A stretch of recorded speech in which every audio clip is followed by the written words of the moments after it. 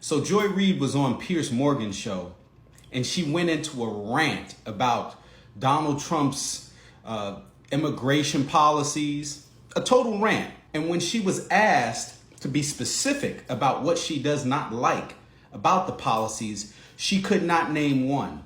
And I can't begin to tell you how many times Piers Morgan had to try to get her attention as she's going off, cutting him off, refused to let him talk on his show. I mean, the level of Trump derangement that this woman has, it just angers her to her core that Donald... Under Joe Biden and Kamala Harris, over a 4-year period, as many as 10 million people are believed to have come over the southern border illegally. Now, you must surely think that the Trump way of securing the southern border is better for the United States than the Biden way. First of all, if those are Donald Trump's numbers about how many people came in over the southern border, I don't buy them at all. What numbers do you buy? Anything Donald Trump said. What numbers do you buy? And let me go on. Well, how many do you think it was? Let's just say it was. Well, Joy, how many do you think it was? No, let's just say I'm going to stipulate to you. Let's just say it was 10 million people. Are you asking your viewers to believe that 10 million people were in the country raping and robbing rather than working on farms, working on construction sites? No, I didn't say that. We have to recall that so again, being in the United States without documents is a civil offense. It is not a felony. And so the reality is, if it was 10 million people, we have to ask ourselves, what is the pull? America has always run, from the time that people who looked like me were enslaved, on cheap labor, on free labor to start itself as an empire, and then on a constant pull of cheaper and cheaper labor. That is a pull that is pulling people over. And then, of course, there's the push of the destabilization in Central and South American countries. That is the push. That push-pull is a fact of life. And it was a fact of life when Donald Trump was president the first time. But what's that got to do with how many come over the southern border illegally? No, the difference is now, if you let's say where you end all undocumented migration to the United States, all that would do is put a burden on the pull part of it, because you have industries that desperately rely on farm labor, on construction labor. But why shouldn't you have a system? That's not an but Joy, why raising it to zero does nothing to change my life. But Joy, why shouldn't people? But what it's done is why shouldn't people? Let me just ask you, why shouldn't people do what I had to do when I wanted to live and work in America? I mean, just go through a proper process and get accepted to be allowed to come into the United States. That is how a normal, well-controlled border works. So what you seem to be suggesting is that because America's economy needs a lot of workers, we should simply have a system where anyone can come in. And if that's not your belief, then how would you regulate the southern border? I'm going to say to you that if the policy were applied the same across the board, that would be one thing. It's not. Marco Rubio's grandfather didn't do it the right way. He overstayed an order of deportation, stayed anyway, and was allowed to remain in the country. Elon Musk's brother says, and Elon Musk disputes it, but Elon Musk's brother said they overstayed their student visa, started a business which would have been illegal for someone on a student visa, were allowed to stay. They are white migrants, and somehow that was okay. What we're seeing is a selective enforcement of this outrage. If the person is brown, they need to be rounded up and put into quote-unquote alligator Alcatraz, a concentration camp in Florida. If the person is white, we let them start a business and become Elon Musk. What's happening is that Stephen Miller has said he wants 3,000 people a day rounded up. And he has said he doesn't care where they have to get them. He wants ICE going into Home Depot. He wants them going on construction sites, going onto farms, and dragging brown people into detention. They're putting people in private prisons that are unregulated by the federal government. We've heard stories of people eating rotten food, having to use but you still haven't told me what you would do for the restroom. And so the reality is, what we have right now is we have a system of literal terrorism against brown migrants simply because Stephen Miller does not want them in the country. As you know, they're not all brown, as you know. Well, the vast majority are. Well, but boy, I mean, look, let's be honest. I don't think you were fired after all those years because of your skin color or because you're a black woman. I think you were fired because your show just got increasingly unpopular. It happens all the time in TV. That's why you got let go. Why play the race card?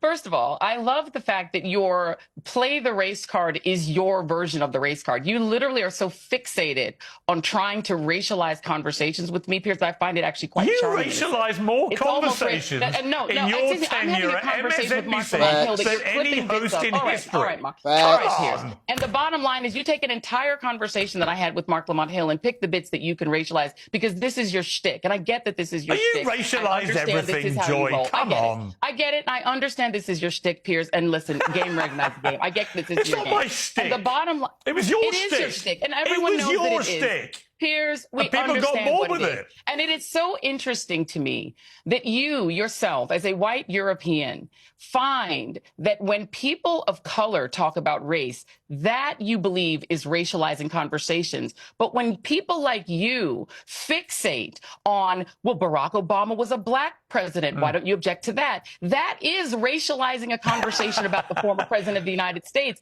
But you can't put your, and I'm sure you find that charming and funny. I find it hilarious because you're the one. You're the one who said Donald Trump. You and your friend Donald Trump. You said Donald Trump is a white fascist. Are so he is a well. I agree with Mark Obama did the same thing. Last time I checked, is I'm not allowed black. to mention his skin color. I agree with his former chief of staff, who last I checked was not black and said he's fascist. And Mark Milley said he's fascist to the core. Okay. So I happen to agree, and I know this is what it's important to you, with two very white gentlemen about Donald Trump's fascist tendencies. Okay. If that makes you sad and uncomfortable, I can't help you. No. Why would she say with two very white gentlemen? So if Piers Morgan, who I don't always agree with everything that Piers Morgan says, because I think that Piers Morgan puts on a great show. However, it doesn't necessarily mean that it translates into him always being right about every single thing. If Piers Morgan has said, you two very black women, it will be taken a certain way. But what Joy doesn't understand is that, I also believe that her show got canned because it was just boring. It wasn't good. She didn't necessarily present her facts correctly, and people got tired of the stick of blaming Trump for everything while at the same time making everything a black and a black woman thing. And when the ratings showed that the people wasn't rocking with it and wasn't responding to it, and now she doesn't have any motion on her own platforms, obviously that's a thing. You know how many people Barack Obama deported in 8 years? I'm sure you're going to tell me. Well, why don't you guess? I don't know and don't care. Well, hang on. You don't know and you don't care. You've just given me... Because it's not the issue. You're trying to make the issue the southern border. Joy. You've just given me... Joy.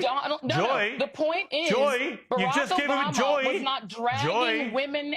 Joy. And let me finish. You've just... Nursing babies apart and taking... Joy. You've just given me... I'm sure going to tell me it's your main issue. You've just given me but it's not my main issue. My main issue is that what we're seeing... I'm trying to finish my sentence. You've just given me a lengthy monologue attacking Donald Trump's aggressive deportation policy.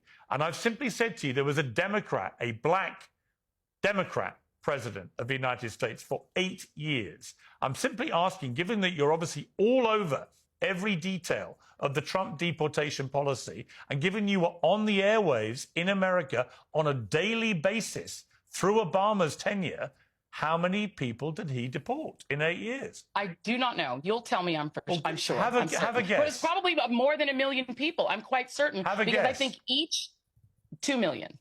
Right, it was 3 million.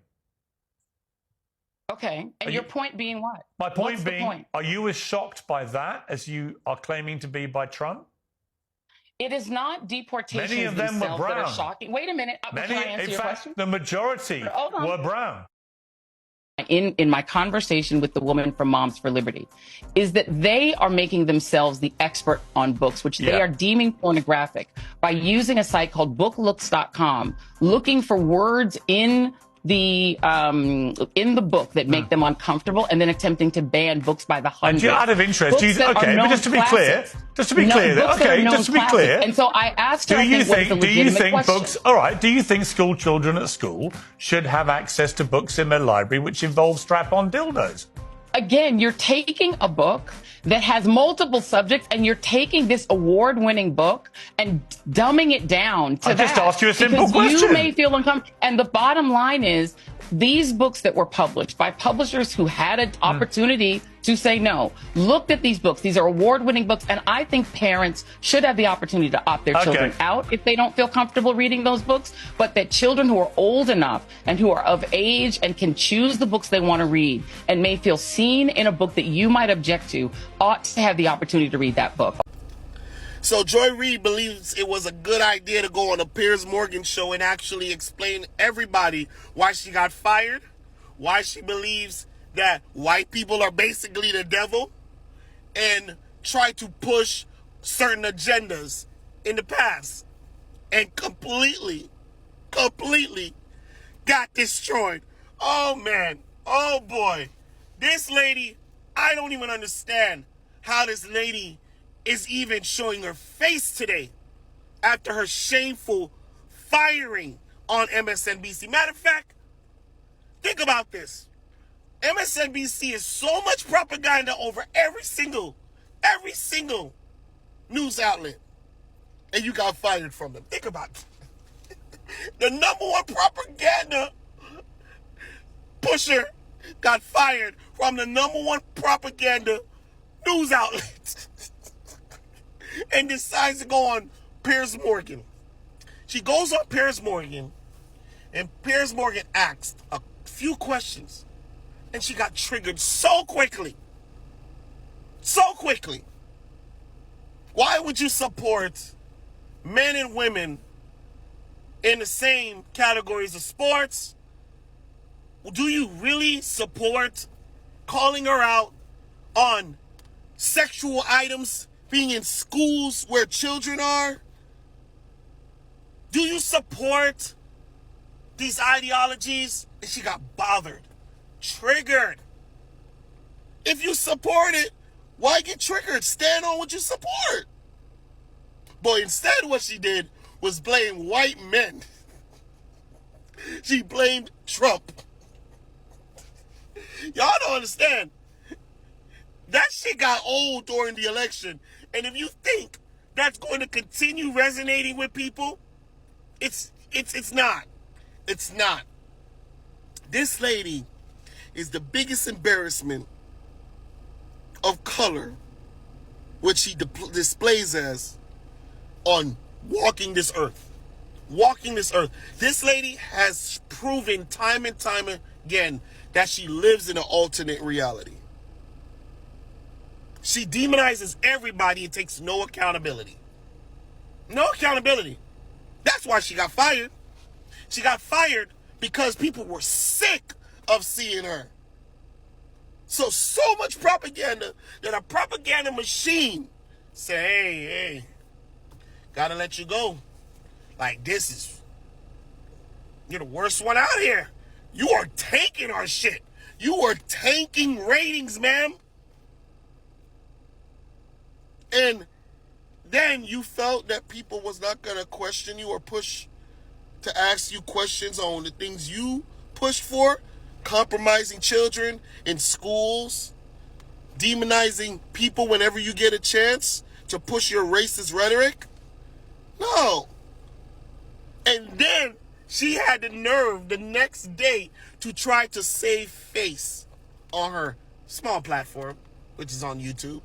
It's talking about when Piers Morgan releases the interview from yesterday, you're going to see him try to pinpoint me as a victim, as a villain, as a person that was demonized because of my color of my skin.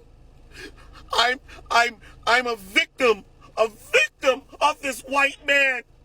This white man victimizes us all the time as black-skinned people.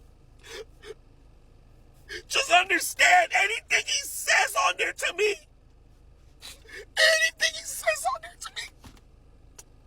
it was his fault. He should not call me out for things. Who is he to question me as a white man? For me to support things? I am just a black woman. That's what she did, bro. to try to save face for looking stupid on this show. She's insane. She needs to be checked. She needs to be checked up here. This lady is a racist bigot. And she pushes racism every chance she's get. Nobody baits into racism harder than that lady. Nobody on this earth that I've seen. I've heard minions on TikTok where you go in these lives and whatnot that just talk racism all day. But she has the torch. She is the messiah of racism in 2025. So yeah, she got destroyed. And I enjoyed every bit of it. Matter of fact, I watched it once and then I said, you know what? I want to watch some points again on it.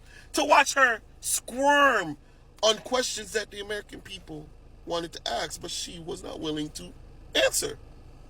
Because she goes on her safe space of MSNBC the whole time. But now, it's hard to be protected when you don't have a multi-billion-dollar network behind you, right? Joy Reid getting destroyed was single-handedly the best thing I saw yesterday.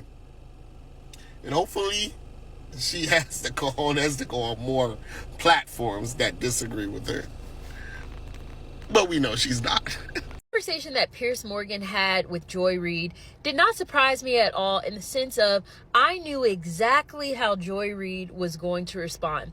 And this is coming from someone who, one, doesn't really care for Joy Reid, never really cared for her, but I do believe she is a brilliant woman, and for that reason, I so wish this woman would take more accountability for the things that's going on as a person who holds such a high platform. The show is not canceled because of racism. Your show was canceled because of declining views. And I am so tired of our community using racism as a scapegoat from actually owning accountability.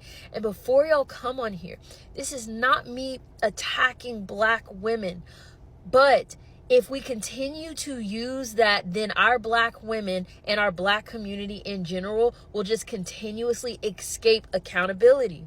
As I said before, Joy Reid is a brilliant woman. And because she is a brilliant woman, she has the ability to go deeper. And that is not on the surface level. My show was canceled because of racism. That is a lazy response. Your show Reid Out was canceled because you were having a 28% drop year over year. And after the presidential election, you had a 47% drop. That's numbers. That's not racism. Just because people are choosing not to watch you doesn't mean that they're racist. At a certain point, they were watching you, and then you lost views. So what is the accountability piece there? If it was just about racism, then Ari Melber would have been dropped, and he wasn't, because his views are up, and yours weren't, and that's okay. Like, if we continuously resort to racism every single time, like, where's the growth? Where's the accountability?